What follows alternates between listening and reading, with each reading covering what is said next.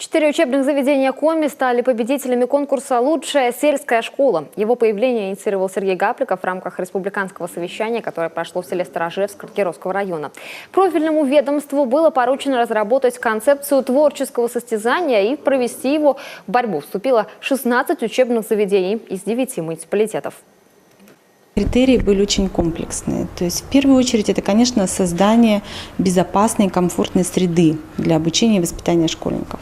Конечно, немаловажную роль играет и уровень образования, качество обучения, воспитание, социализация, возможность профессионального развития педагогических работников сельской школы, информатизация в образовании. Итак, первое место у школы номер 14 воркутинского поселка Варгашор. Серебро у Снема замыкает тройку Зеленицы Йод-2. Победители получат гранты на развитие образовательного процесса.